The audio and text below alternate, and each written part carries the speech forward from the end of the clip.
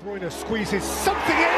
Manchester City have a little scope. Guardiola and ከኢንተርናሽናል ብሬክ በኋላ የውድድር መድረኩን ያስቀጠለው የእንግሊዝ ፕሪሚየር ሊግ ቡካዮ ሳካን ወደ ሜዳ ሲመልስ በተከታታይ ሁለት ጨዋታዎች ላይ 3 ነጥብ ማሳካት ያቃተውን የፔፕ ጋርዲዮላን ቡድን 3 ነጥብ እንዲያገኝ አድርጓል። የሩበን አሞሪምን ማንቸስተር ዩናይትድ በአመት ውስጥ ለሁለተኛ ጊዜ በኖቲንግሃም ፎረስት እንዲሸነፍ ያደረገው የ30ኛው ሳምንት የእንግሊዝ ፕሪሚየር ሊግ ሊቨርፑልን በመርሲሳይድ ደርቢ በአመት ውስጥ ለሁለተኛ ጊዜ ድል እንዲቀናው አድርጎታል። እነዚህንና ሌሎችንም ክስተቶች ያስመለከተን የ30ኛው ሳምንት የእንግሊዝ ፕሪሚየር ሊግ በ31ኛው ሳምንት ትልቅ ድግስ ሊያስመለክተን በዝግጅት ላይ ይገኛል። በእግር ኳስ ውስጥ ከሚጠሩ ደርቢዎች መካከል በተደጋጋሚ ስሙ የሚነሳው የማንቹሪያን ደርቢ እሁድ ምሽት 12 ተኩል በኦልድ ትራፎርድ ስታዲየም እግር ኳስ አፍቃሪውን ህዝብ እንደተለመደው ቁጭ ብድግ ለማድረግ ቀን ተቆርጦለታል።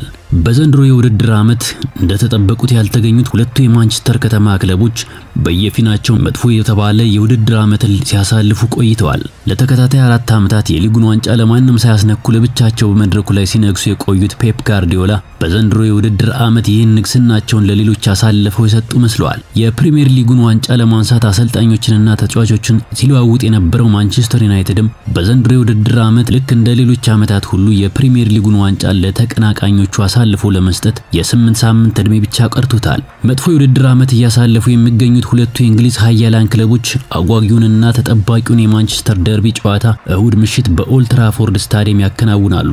በ30ኛው ሳምንት ወደ ኪንግ ፓወር በማቅናት ሌስተር ሲቲን ገጥመው 2-0 ያሸነፉት ውሃ ሰማያዊዎቹ ሁለተኛ ተከታታይ ድላቸውን ለማሳካት እንዲሁም በመጀመሪያው ዙር በሜዳቸውና በደጋፊያቸው ፊት አንገታቸውን ያስደፋቸውን ቡድን ለመበቀል ወደ ኦልድ ትራፎርድ ስታዲየም ያቀናሉ።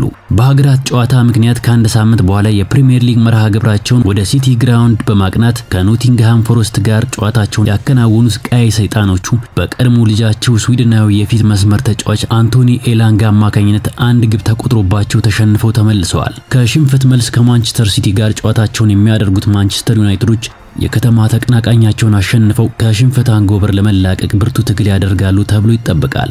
በዘንድሮ የውድድር አመት ወደ ኢቲሃድ ስቴዲየም በማቅናት ማንቸስተር ሲቲን 2-1 ያሸነፉት ቀይ ሰይጣኖቹ ከፔፕ ጋርዲዮላው ማንቸስተር ሲቲ ብርቱ ፉክክር እንደሚጠብቃቸውም ከወዲሁ ተገምቷል። በፕሪሚየር ሊግ ዋንጫ ላይ ለተከታታይ 4 አመታት ሪባናቸውን ሲያስቀምጡ የነበሩት ውሃ ሰማያዊዎቹ በአውሮፓ ሻምፒዮንስ ሊግ የሚያሳትፋቸውን ቦታ ይዘው ለማጠናቀቅ በኦልድ ትራፎርድ ስታዲየም ትልቅ ፍልሚያ ያደርጋሉ።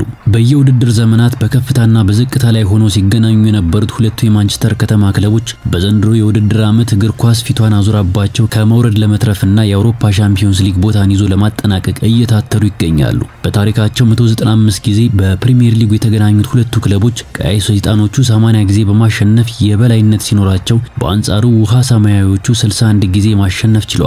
በቀሪዎቹ 54 ጨዋታዎች አቻ ወጥተዋል። የፊታችን እሁድ ለ196ኛ ጊዜ የሚገናኙት ሁለቱ የማንቸስተር ከተማ ክለቦች ይህን ጨዋታ ማን በድል ያጠናቀቀው ይሆን የሚለው ጉዳይ እሁድ ምሽት 12 ተኩል ላይ በኦልድ ትራፎርድ ስታዲየም መልስ ይሰጥበታል።